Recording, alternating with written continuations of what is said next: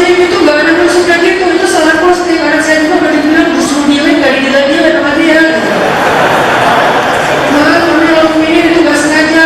Maafin saya, kan Allah itu maha pengampun lagi maha penyayang, kata ibunya. Kata Umar, iya, tapi Allah juga maha keras azabnya. Ya, ini di sini ada sebuah konsep berpikir. Banyak orang bikin dosa sambil bilang sesungguhnya Allah maha pengampun. Ini agak kurang pas nih. Sama kayak orang bilang, kenapa gak pakai jilbab? Yang penting kan kita menghijabi hati, gitu kan?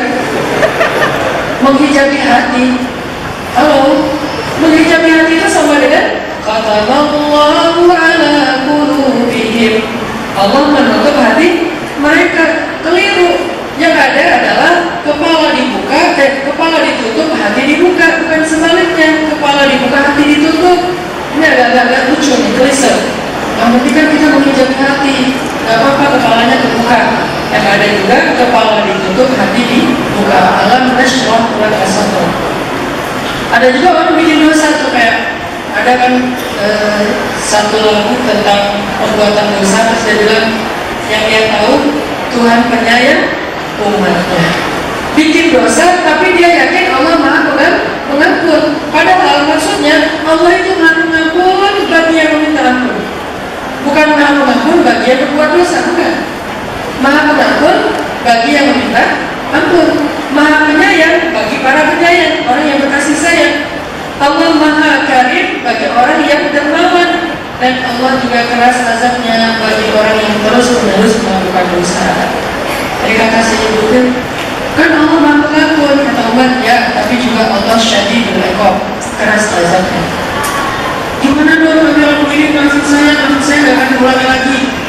Kata Umar bin Khattab, sebetulnya niat saya datang ke sini bukan mau membahas tentang susu. Oh, terus apa? Saya kagum dengan kejujuran dan kesolehan putri ibu. Kalau boleh, saya ingin menjodohkan putri ibu dengan putra saya. Kebetulan putra saya juga pengen update status dan pengen lagi menjomblo. Di masa Umar itu perhatian pemerintah terhadap jomblo itu tinggi loh. Sampai ada kebijakan pemerintah khusus masalah jomblo. Apa kebijakannya? Jadi ada cerita beberapa cowok-cowok jomblo itu demo di masa Umar, bawa sepatu gitu kalau bahasa kita ya. Apa aspirasinya? Turunkan harga mahar. Jadi bukan turunkan harga BBM, harga mahar kita turun. Soalnya waktu itu mahar harganya tinggi-tinggi tuh. Cewek pada jual mahal gitu. Akhirnya cowok pada turunkan harga mahar, pikirkan nasib jomblo. Demo di depan Umar. Akhirnya pas Umar habis sholat, Umar menyampaikan satu peraturan pemerintah.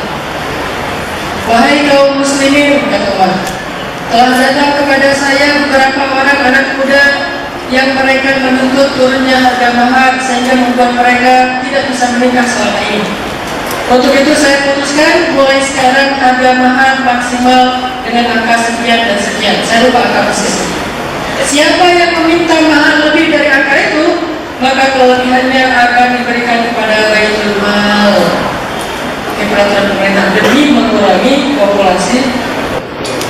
Itu luar biasa ya. Mudah-mudahan nanti ada peraturan di Banda Aceh kayak peraturan di Turki. Siapa yang menikah dengan cewek Suriah di Turki itu, maka semua biaya pernikahannya, weddingnya, sampai pekerjaannya, rumahnya ditanggung oleh pemerintah.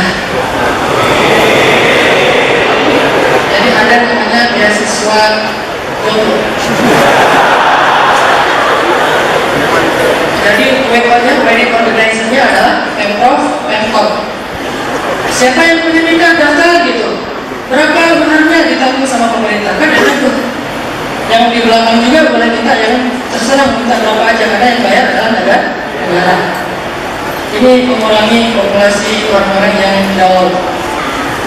Akhirnya kata Umar, saya pengen menikahkan putra saya dengan putri ibu. Kira-kira gimana? Oh, insya Allah putri saya akan setuju. Kata Umar, tanya dulu kepada putrinya. Ibunya udah pede aja tuh setuju gitu. Tanya dulu sama putrinya. Akhirnya putrinya didatangkan. Wahai anakku, ini adalah anak saya. Kalau kamu berkenan, kita menikahkan kalian berdua, gimana menurut kalian? Tanya ke anak laki-laki dulu. Anak laki-lakinya bilang, saya pesan papa aja. Oh ya udah, tanya ke anak perempuan gimana? Anak perempuannya diam. Ibunya langsung nyolong gitu, tuh kan? Dia setuju kan? Kan belum jawab. Terus kemudian bilang, tapi kan diamnya seorang perempuan artinya setuju. Nikahlah mereka berdua. Lahirlah keturunan, dan nanti keturunan yang kesekian muncullah sosok yang luar biasa yang bernama Umar bin Abdul Aziz. Lihat bagaimana Allah memunculkan kebaikan di dalam ketaatan. Ketaatannya adalah ketaatan kakeknya, tapi kebaikannya turun sampai kepada Umar bin Abdul Aziz. Dan itu luar biasa pengaruhnya. Ketika ayah dan ibunya itu nggak pernah ngasih makanan kecuali halal, dan ini takwa kan? Akhirnya Allah kasihlah makhraja rizqun min haitsu la yahtasib min amrihi yusra, dan seterusnya, bukan cuma kepada ayahnya, tapi kepada anaknya, kepada cucunya, kepada cicitnya. Wa may yattaqillaha yaj'al lahu makhraja. Itu pasti. Jadi kita makan rezeki yang halal aja, ngaruhnya ke kita dan keturunan kita. Dan itu yang terjadi kepada Ibnu Mubarak. Kalau kita baca sirah atau sejarahnya Ibnu Mubarak, salah satu ulama besar Islam, bisa dibilang dia itu Syekhul Islam selain Ibnu Taimiyah. Ayahnya Mubarak dulunya hanya seorang pekerja di kebun orang kaya di Turki. Dia punya banyak kebun. Terus kalau nggak salah tuh kebun delima gitu. Suatu hari tuannya Mubarak bilang kepada Mubarak, Mubarak, tolong petik buah delima yang paling manis. Dipetikin. Pas dimakan sama tuannya, kok rasanya asam? Ya udah, cari lagi, petik lagi sampai 3 kali, rasanya tetap nggak manis. Ditanya, Mubarak, kamu nggak tahu mana delima yang manis, mana yang enggak? Nggak tahu tuan. Nah, bukannya kamu udah kerja di sini lama? Kenapa belum tahu? Apa jawabannya? Karena selama saya bekerja di sini, belum pernah saya makan satu buah delima pun milik Anda. Saking jujurnya, nggak pernah dia makan punya orang lain. Makanya nggak tahu mana bedanya yang manis sama yang nggak manis. Selama kerja di sini bertahun-tahun, nggak pernah sekalipun satu delima aja saya makan tanpa seizin Anda. Akhirnya tuannya berkenan, jatuh hati kepada laki-laki ini, dinikahkanlah laki-laki ini dengan putrinya yang solehah. Dari pernikahan yang luar biasa ini lahir seorang anak namanya Abdullah bin Mubarak yang telah menjadi ulama yang luar biasa. Wa may yattaqillah yaj'al lahu makhraja.